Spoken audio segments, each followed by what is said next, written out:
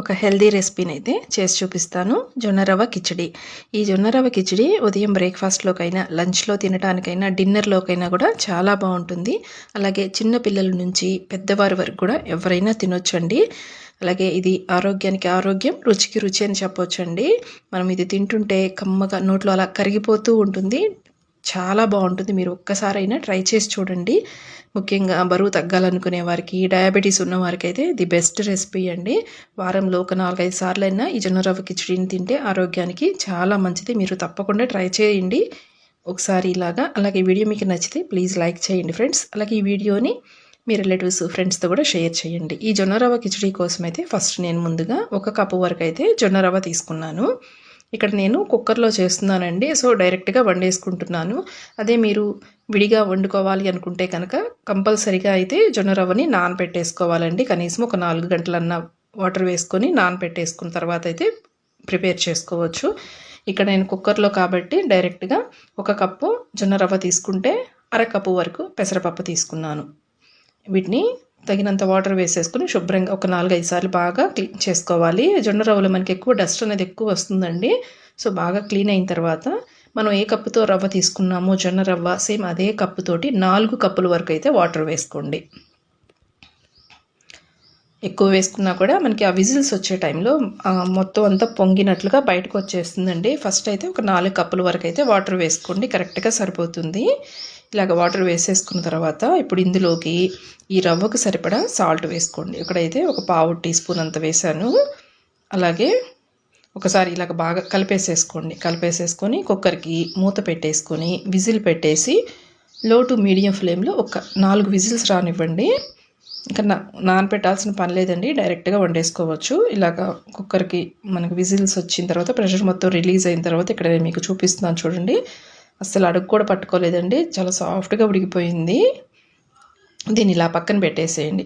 Next stove మీద అడుగు మందంగా ఉండే ఒక కడాయి పెట్టుకోండి. అందులోకి ఒక 1/2 టేబుల్ స్పూన్ వరకు అయితే ఆయిల్ వేసుకోండి. మనం హెల్తీగా చేస్తున్నాం కాబట్టి కొంచెం ఆయిల్ కూడా తగ్గించి వేసాను. మీకు కావాలంటే మరొక 1/2 టేబుల్ స్పూన్ వరకు అయితే ఆయిల్ వేసుకోండి. అలాగే 1 టీ స్పూన్ వరకు నెయ్యి వేసాను. వద్దు అనుకోండి ఇది కూడా స్కిప్ చేసేయచ్చు అని జస్ట్ ఫ్లేవర్ కోసమే జస్ట్ ఒక చిన్న టీ స్పూన్ వరకు వేసాను.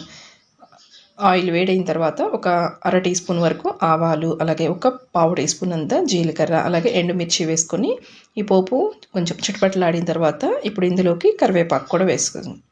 కరివేపాకు కూడా ఇలాగ మనకి చిటపటలాడిన తర్వాత నెక్స్ట్ ఇందులోకి చాలా సన్నగా కట్ చేసుకున్న ఉల్లిపాయ ముక్కలు వేసుకోవాలి. ఒక మీడియం సైజ్ ఉల్లిపాయ అయితే తీసుకున్నానండి. ఇలాగ సన్నగా కట్ చేసుకోండి. ఉల్లిపాయ లైట్గా మనకి ఒక 1/2 నిమిషం పాటు అలాగా ఫ్రై అయిన తర్వాత ఒక 1/2 టీ స్పూన్ అంతా అల్లం ముక్కలు వేసుకోండి. ఇలాగ చిన్నగా కట్ చేసుకోండి. ఏ వెజిటబుల్స్ అయినా కూడా మనం తక్కువ ఆయిల్ తోటి మనం ఫ్రై చేస్తున్నాం కాబట్టి బాగా సన్నగా కట్ చేసుకుంటే త్వరగా మగ్గిపోతాయి. అలాగే మీరు తినే కారాన్ని బట్టి అయితే పచ్చిమిర్చి, నేనైతే ఒక 2 పచ్చిమిర్చిలు ఈ విధంగా పొడవుగా సన్నగా కట్ చేశాను. అలాగే బంగాళదుంప ముక్కలు ఒక 1/2 కప్పు, అలాగే ఒక చిన్న టమాటోని ఈ విధంగా సన్నగా కట్ చేసుకున్నాను. అలాగే ఒక 1/2 కప్పు పచ్చి బఠానీలు, అలాగే ఒక 1/2 కప్పు వచ్చేసి క్యారెట్ ముక్కలు, క్యాప్సికము. ఇలాగ మీకు నచ్చిన వెజిటేబుల్స్ని అయితే మీకు అందుబాటులో ఉన్నవి వేసుకోండి.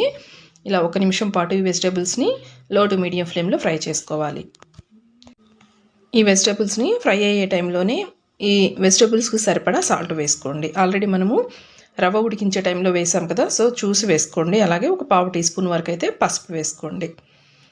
ఇలాగ సాల్ట్, పసుపు వేసిన తర్వాత 1 నిమిషం పాటు అలాగా ఫ్రై చేసుకొని మూత పెట్టేసి లో ఫ్లేమ్లో మగ్గించుకోండి. లేదంటే అడుగంటిపోతాయండి, మాడిపోయే ఛాన్స్ ఉంటుంది. మధ్య మధ్యలో ఈ విధంగా మూత తీసి కలుపుకుంటూ ఇవి కొంచెం సాఫ్ట్గా అయ్యేంత వరకు ఫ్రై చేసుకోవాలి. మనకి ఈ వెజిటబుల్స్ కొంచెం మనకి మగ్గిన తర్వాత ఇప్పుడు ఇందులోకి మనం ముందుగానే ఉడికించి పెట్టుకున్నాం కదండి, ఈ జొన్న రవ్వ మిశ్రమం ఉంది కదా, మొత్తాన్ని కూడా వేసేసుకోండి. ఇలా జొన్న రవ్వ మిశ్రమం వేసుకున్న తర్వాత ఒకసారి గరిటెతోటి బాగా ఇలా కలిపేసేసుకొని మనకి కొంచెం కన్సిస్టెన్సీ చూస్తున్నారు కదా, కొంచెం గట్టిగా ఉంది కదా. సో ఇప్పుడు ఇందులోకి అయితే తగినంత వాటర్ని వేసుకోవాలి. అలాగా డైరెక్ట్గా నార్మల్ వాటర్ వేసుకోవద్దండి. ఒక 2-3 కప్పుల వరకు అయితే పక్కన స్టవ్ మీద బాగా వేడి చేసుకోండి. నీళ్లు తెరలే వాటర్ని అయితే ఇందులోకి వేసేసుకోండి. ఎగ్జాక్ట్గా 2 కప్పులే వేయాలని లేదండి, మీరు తినే కన్సిస్టెన్సీ అయితే వాటర్ని వేసుకోండి. ఈ జొన్న రవ్వ కిచిడి కొంచెం లూజ్గానే ఉంటుంది కాబట్టి చూసి వేసుకోండి వాటర్ని. ఇలాగ వాటర్ వేసుకున్న తర్వాత బాగా సాఫ్ట్గా వచ్చే విధంగా గరిటెతోటి ఈ విధంగా లైట్గా మ్యాష్ చేసుకోండి. గడ్డలు గడ్డలుగా వచ్చేస్తుంది కదా వాటర్ వేసినప్పుడు. ఇలా బాగా కలిపేసేసుకోండి. ఇక్కడ చూస్తున్నారు కదా కన్సిస్టెన్సీ ఇలా ఉంటే సరిపోతుందండి. ఈ కన్సిస్టెన్సీ వచ్చేంత వరకు వాటర్ వేసుకొని 1 నిమిషం పాటు అలాగ ఉడికిన తర్వాత ఇప్పుడు ఇందులోకి పావు టీ స్పూన్ వరకు అయితే మిరియాల పొడి, అలాగే సన్నగా కట్ చేసుకున్న కొత్తిమీర కూడా వేసేసుకోండి. ఇవన్నీ వేసేసుకున్న తర్వాత మరొక నిమిషం పాటు ఇలాగ లో ఫ్లేమ్లోనే ఉడికించుకోండి. కలుపుకుంటూ ఉడికించుకోవాలండి, లేదంటే అడుగు పట్టేస్తుంది. ఇలాగ బాగా వేసి ఉడికిన తర్వాత అయితే స్టవ్ ఆఫ్ చేసేయండి. ఇంతేనండి, జొన్న రవ్వ కిచడి అయితే రెడీ అయిపోయింది. చాలా బాగుంటుంది, పిల్లలు కూడా ఇష్టంగా తింటారండి. ముఖ్యంగా ఆరోగ్యానికి అయితే చాలా మంచిది. తప్పకుండా మీరు ట్రై చేయండి. ఇది వేడివేడిగా తింటే చాలా బాగుంటుందండి. కొంచెం చల్లారితే గట్టిగా అయిపోతుంది. సో తప్పకుండా ట్రై చేయండి. మీకు ఎలా వచ్చిందనేది నా కామెంట్ సెక్షన్లో కామెంట్ చేయండి. వీడియో నచ్చితే ప్లీజ్ లైక్ చేయండి. Thank you.